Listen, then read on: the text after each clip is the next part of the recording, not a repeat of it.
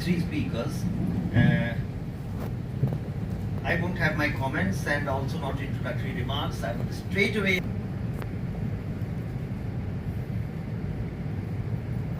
From the word of language of text to the language of stones, bricks, water, centering, embellishment, dust, dirt.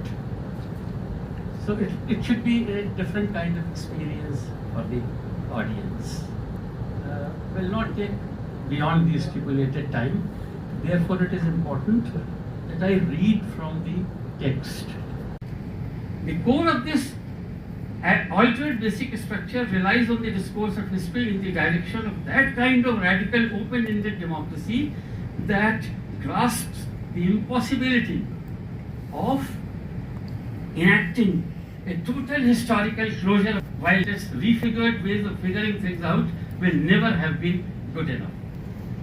That there are no non-problematic norms or norms of translation which allows the past to be truthfully or objectively or fairly or scientifically represented as historical knowledge at the level of the history text, and that this condition, rather than being regrettable, is again the very best thing we can hope for. Use of a round dome to provide covering roofing over walled spaces is visibly well distributed. It is generally contended that these new, within quotes, architectural forms, arch and dome, made of bricks held in place by lime mortar, were an advance over earlier methods and had even made masonry construction an affordable proposition since the time of the Gupta rulers. The advent of the medieval period in India marks the beginning of a new expression in architecture. New structural forms are introduced, and the new forms are employed in architectural construction in many innovative ways. Arch and vault are such versatile structural forms that they present numerous exciting possibilities to art. It will therefore be worth our while to seek to comprehend their structural characteristics and the actual mechanics of their usage, to appreciate their application in medieval Indian architecture truly. Very briefly, the arch is usually curved and generally made of wedge-shaped component blocks, fixed together firmly either by their adjoining surfaces or cementing material.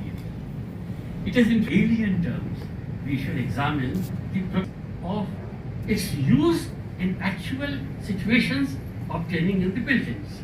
And when we discover that these buildings gain strength and they also get additional beauty. Kingston, multilingualism and its cognitive benefits. And sitting Sujoy is my close brother coming from Bengal, so I actually overwhelmed for your invitation. So I don't want to give a lecture which is going to distract you. I have a habit of observation, experimentations and analysis, and validated, improved and argumented further. So if I want to put 100 kg, I should start with 10 kg. Another thing is that flexibility. We are basically, human beings are the product of social and cultural process, and as we are the product of social and cultural process, we are very subjective in nature and we are rigid.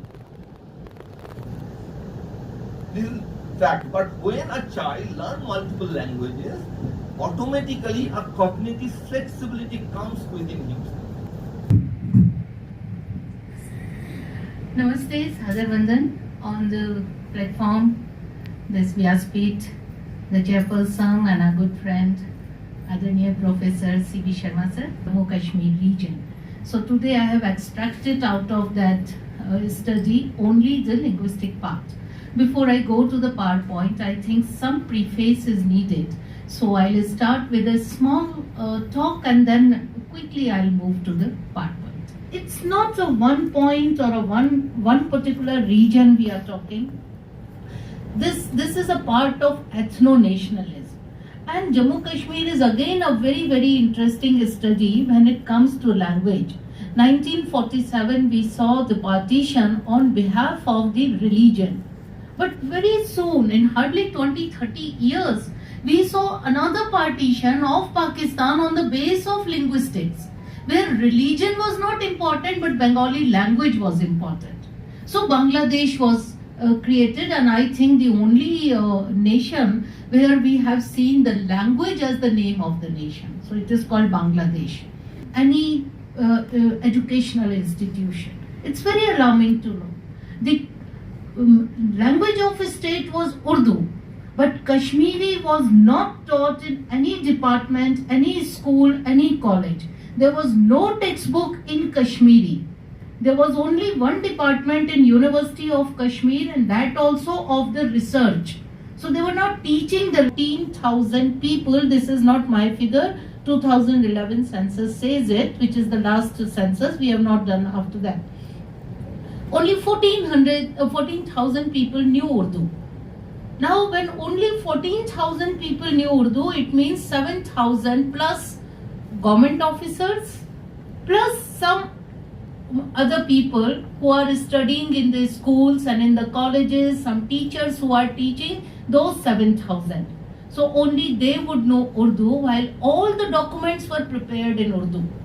So when there was an acquisition of land, there is an acquisition of any office, is happening. So there was a total disconnect between the society and the government.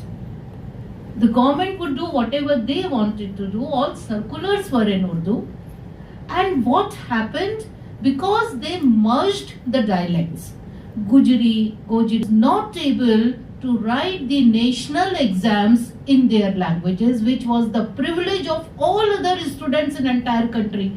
A Gujarati can take exam in Gujarati, a Kannadagi can take in Kannada, Bengali can take in Bengali, but only Jammu Kashmir student had to come down towards any other university and take the exam either in English or Hindi or any other language that they are settling into. Very smaller yatra like Chir Bhavani yatra. In the morning there was a play between Tibetan and Ladakhi. Next please. Called Iranian or European, it was all Sanskrit based. Even today we find 63% this made some use. Next. Very interesting study combining science of astronomy, geography, culture, society, specific to Jammu and Kashmir, which is of interest to all of us, and also referring to seasons and languages. Thank you very much. We are about 10 minutes, so... I was a deputy director here at the time, deputy director in Central Institute. See the architecture, sir, professor, when you were mentioning about architecture, as I could visualize, you have taken the basic structure, parallel and vertical. Don't you think the Indian native architecture is highly complicated? For instance, when I link it with knowledge system, take for Yeah, please, sir. My take was that art was not new to India. It was used in 5th century by Maurya Nanda, and many of the remains of art before that is available, and if I remember correctly, Jaiswal has documented all that. Comes much later from the arch. That alone is not, as sir just said, it's much more complex, and the technology is very, very ancient. The byproduct of that technology and the proper arrangement of those elements to create an sthapatya kala, an art. Ignoring the plan to integrate group, I asked her, do you read Kashmiri? She said no. Most of the educated Kashmiris are in fact illiterate Kashmiris. Out of Kashmir. It's because there was no department, but we have to understand one thing. When it came highly on religion, they become cultural, and from Kashmiri they shifted to Kashmiriyat. And so it's just for my clarification from the subjective point of view. Somewhere you mentioned about the cognitive flexibility. Is it something related to the cognitive linguistic skills that then processes and abilities again underpinning the language comprehension and which is also having core element like reasonings, memory, problem solving, kinds of. So that code switching, actually, practice of code switching. But at the same time, their perspective like cognitive loading is again slowing down the processing of memory. Is that at the initial stage, exposure to multiple language is problematic or Sir, one last changing question. the Like most of the students are going abroad, then again they're coming. Then the universities are getting that level of that percentage is getting decreased. telling that our institution not in the listed list, but from here they are going there. Why?